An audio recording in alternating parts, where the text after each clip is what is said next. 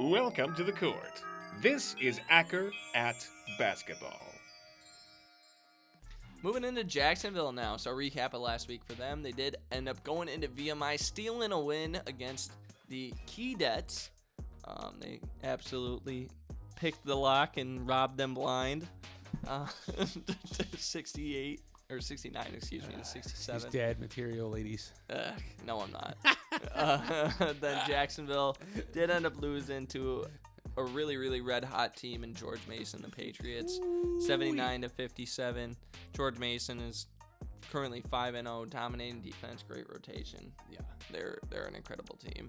Jalen Jones and Chris Arias actually had a great game winner against VMI. Oh, yeah, I didn't know you were going to say that. Yeah, watch the end of that game. I mean, Chris Arias played a great ball game in general across the board, was driving in the lane, knocking threes like crazy, and including the game winner.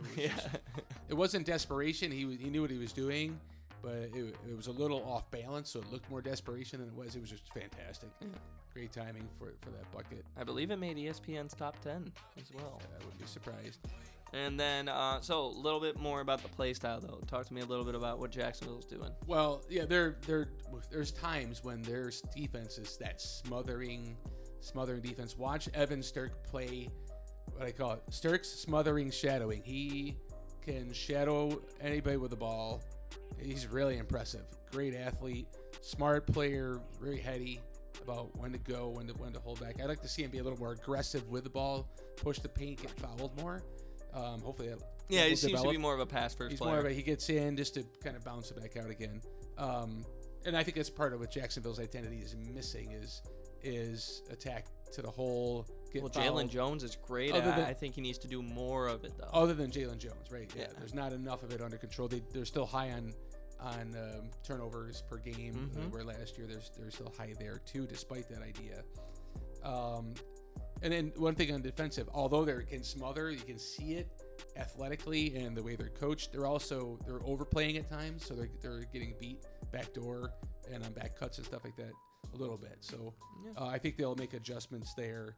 I just worry about their offense. Yeah, I was going to say, I think if anything, to your point right there, I know they are getting up some backdoor opportunities, but if any team I think has the defensive end on lock in this league, maybe outside of the Governors, is Jacksonville here. I think those are the two teams that have proven to me that they can play solid defense night in and night out. I'll add North Alabama, I think, too. They're not there quite yet. Not quite yet, but they have the potential. Yes. It comes to my mind right now. Yes. Agreed. Let's see what else. Those are my main points from what I'm seeing out of Jacksonville. Right. They're missing that Robert McRae. We just also did a feature on Robert McRae this week. Yes. He's absolutely balling out at Florida State this year. So they're missing that element of who's the guy that's just going to attack and take the ball and just run with it from an offensive. I'm going to create shots for myself, whatever it might be. Right. Yeah, that's a gap for him. Absolutely. Well, so let's move into the upcoming week here. I almost said previous week, the upcoming week. Yep. Going on here. So what do you got for a record for them? Because they're also in the Sunshine Slam at Daytona Beach, another early season tournament here. Exactly. 2 games, right? Their first game they're playing Bethune-Cookman. Second game is either Pacific or Stony Brook, whoever wins that game. Yeah, losses. They'll match up.